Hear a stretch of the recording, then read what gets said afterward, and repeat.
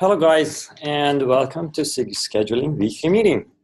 I'm happy to see Klaus here as well. Hey Klaus. As you guys know, 1.11, Kubernetes 1.11 is out. We have been able to get most of our features with 1.11, particularly priority and preemption is now out with 1.11 and is enabled by default. Some of you folks are aware that one of the features that we really wanted to ship with priority and preemption was supporting priority in resource coda, and that feature is built, but due to some concerns at the very last minute before the code freeze, it's feature gated. So because of that, we cannot really use that feature to limit people from creating pods at the highest priority levels. Basically, any user in a cluster could possibly go and create a bunch of pods in a cluster with, let's say, system node critical. And if that happens, and if the cluster is under resource pressure, those kind of nodes can preempt any other node in a cluster, including some of the nodes that run as like some of the critical nodes, like kubedns that run with a slightly lower priority, which is called system cluster critical. So that's a big concern. As a result, we are trying to mitigate the problem by limiting those very high priority classes, basically those two priority classes, to some configurable set of namespaces only.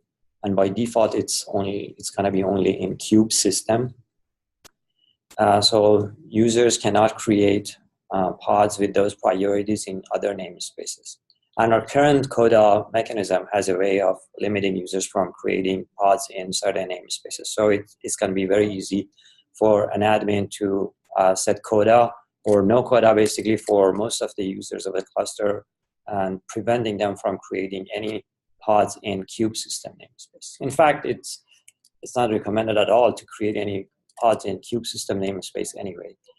But in order to prevent abuse, admins can enforce it as well.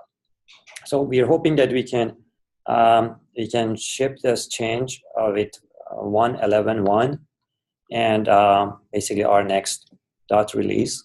And I'm using the help of Ravi and Avesh to basically build the feature and review it. I have built the first early version of it, which is basically limiting pods to only kube system namespace. I have to work on the tests to make sure that our tests pass, because right now our end-to-end tests tend to create critical pods in all sorts of namespaces. So with that, hopefully we can merge, with that change, we can hopefully merge that first version soon, and then Avesh or Ravi will help us build the configurable set of namespaces as well. So that's about the 1.11. I'll let you ask any questions if you have any questions related to 1.11 release. So Bobby? Yes. Is the change that you are making now, is it going to be a stopgap solution? Like after the resource quota is going to be beta, is it going to be still in effect or it will be removed?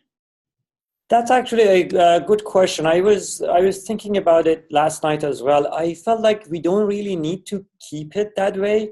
And although it's going to be a change of behavior, but since we are removing a limitation, after, of course, this resource quota goes to beta, since if we decide to remove this limitation, it's not going to be a breaking change in terms of like backward compatibility, right? So I felt like it's probably going to be okay if we remove it after the resource quota goes to beta. But we will decide about that later. We have time for thinking about that. Does it make sense? Yeah. So I mean, yes, it does. I'm just curious if this is going to be a permanent change or some temporary fix. That's to be decided. I would like to basically hear the ideas from the API folks as well, including Jordan, Clayton, Jarek, and some other folks to see what we should be doing at that point. But I don't think it's necessary to keep it. It's Okay. in a way it's good because it kind of like makes things a little easier for admins probably. They don't need to be worried about like creating resource code up per priority and all of that, or and sort of you can say that the vanilla Kubernetes is shipped by default with this limitation that removes some of the concerns about possibility of abuse. So it may not be bad to keep it, but you're going to decide about it right here. Yeah, sure. So we also have the same concerns, like, and we also feel that it would be easier for cluster admins if we have this feature in place instead of using resource quota or policy-based thing. I mean, at some point of time we may have to switch, but I think at this point of time, this is better, is what we think as well. Yeah. At some point, actually, some point in the past, I had already added this thing in our admission controller, but we decided to remove it during the code review. But anyway, it doesn't matter. We're adding it back. It's hopefully, it can hopefully help with like going with it, making the default configuration a little bit easier to use for most people. That is right. Thanks. All right. Yeah. So other item, any other question, by the way? Yeah. So another item on the agenda that I added was items for 112. Basically, we have a bunch of items in our spreadsheet. The spreadsheet is linked to the same document that we have for that basically shows our agenda for our weekly meetings. In the same spreadsheet, I have listed a bunch of features for 112. If you have any other features that you would like to add, please go and comment on that document. As I said, the document is linked to the Google Doc that is available in the meeting invite. So if you have any other features that you would like to add, please go ahead and comment on that spreadsheet. We have a bunch of items. Last week meeting, we talked about some of those. And since Klaus is here, I would like to hear an update about the gang scheduling. If you have, Klaus, any updates for us? Yes. For the gang scheduling, I think we have decided that we are going to build gang scheduling out of core and by the CRD. And I think the Kubernetes will be the base to build that feature.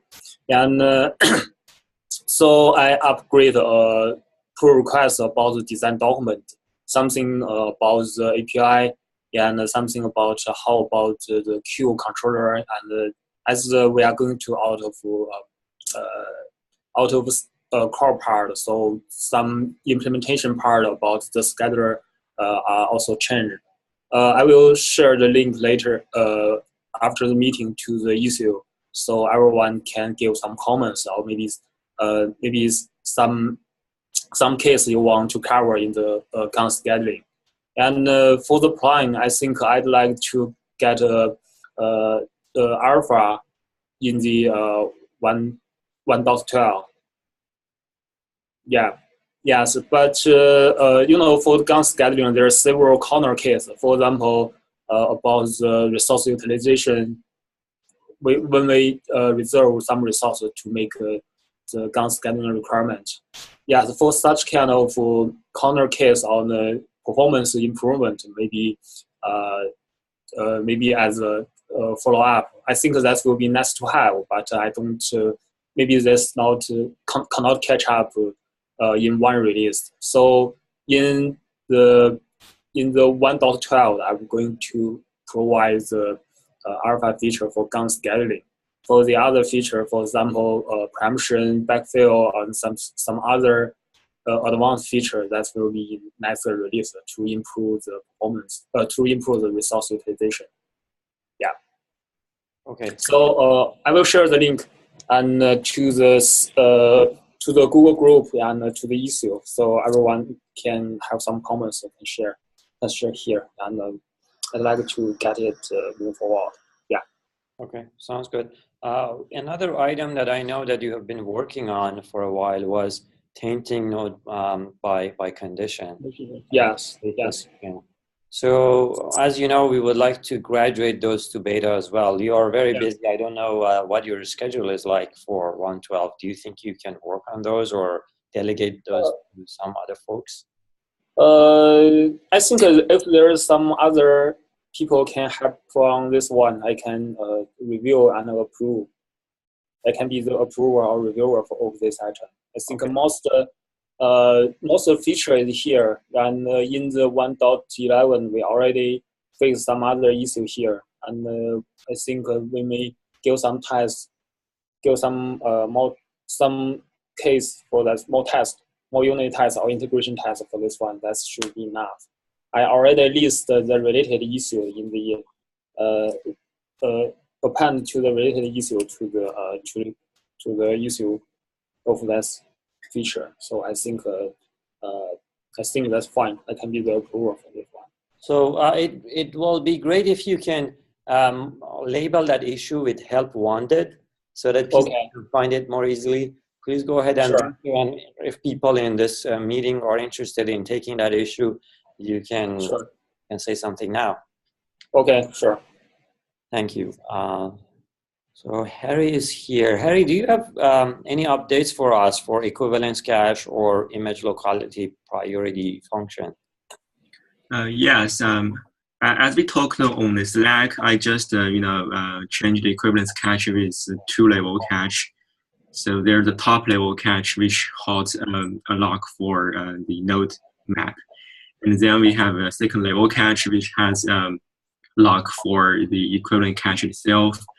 And I'm still doing testing, so I will let you know the test result whether this design can solve the performance issue. Sounds good. Thank you. Yeah, for the image locality priority, and the design has been, we have reached an agreement that we can consider the nodes distribution when calculating the image locality score, and a Silver volunteered to do the implementation. So I will expect a standout pull request next week. Yeah. Okay. Sounds good. Thank you. Mm-hmm. I guess these are the main things that you wanted to talk about. Of course, there is scheduling daemon set pods by default scheduler, which Klaus was working on. I think Klaus, that should be on track for beta in 112, right? Yes, I think I will put more time on this part. I think that's also important to the priority and parameter because we want to move this to support level. Yeah, I will put time on this. Put more time on this part. Yeah. Okay, thank you. These are all the updates that I had. I don't know if anybody has any questions, please, or comments. Please go ahead and say that now.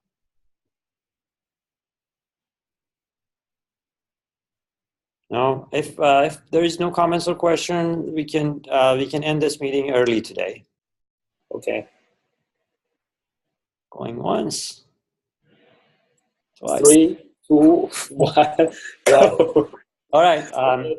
Thank you, everybody, and some of you folks next week. Bye. Okay. See you next week. Bye.